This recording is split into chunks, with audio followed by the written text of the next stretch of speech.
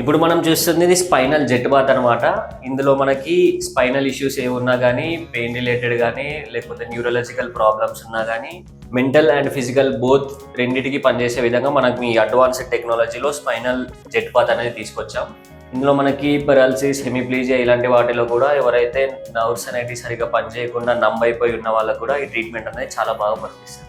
మనకి ఇప్పుడు ఇది మీరు చూస్తున్నది హరిత వెల్నెస్ వాళ్ళు ప్రొవైడ్ చేస్తున్న అడ్వాన్స్డ్ హైడ్రోథెరపీ టెక్నిక్. దీన్ని మనం స్పైరల్ సర్కులర్ జెట్ బాత్ అని అంటాం.